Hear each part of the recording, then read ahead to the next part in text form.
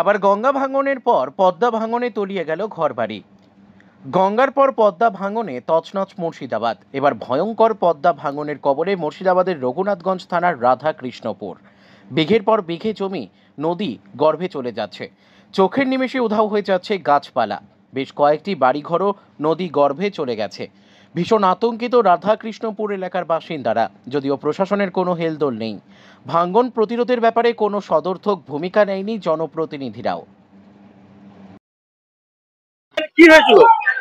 আজকের রাত ৩টে থেকে এখানে ভাঙন, এবং এটা আমাদের রাধাকৃষ্ণপুর রঘুনাথগঞ্জ এলাকার ভাঙন। রাত ৩টা থেকে ভাঙন, পরপর পরপর বাড়ি ঘর যত সবে তো ভাঙছে, তলিয়ে যাচ্ছে। বড় বড় গাছ, বড় বড় বাড়িগুলা কেউ অনেকে টানতে পারলো, কেউ ২-৪খানি ইট আনতে পারলো, এরকম ভাবে সব তলিয়ে গেল।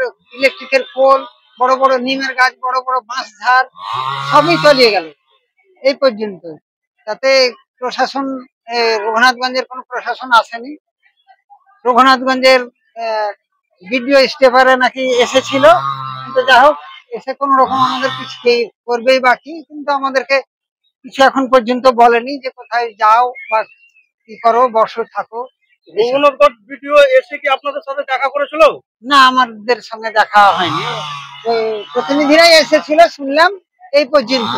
এসেছিল কিনা তাও সঠিক জানি না, শুনলাম যে এসেছিল। গত বছরের মতো এবছর বেশি ভাঙন? বেশি ভাঙন মানে অনেক বেশি ভাঙন। এর জন্য সরকারকে কি বলবেন?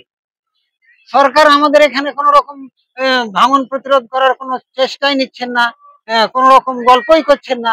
আমাদের দুর্দশা শেষ নাই, এনে তো সরকার কোনো সরকারই কি করছেন না। তাহলে সরকারকে কি বলবো? তাহলে মানে আমাদের মতন এই গরিব মানুষ বা আমাদের মতন গরিব দুঃখীদের জন্য সরকার কি? পরিচয়? আমার পরিচয় বাদল সিংহ। আবার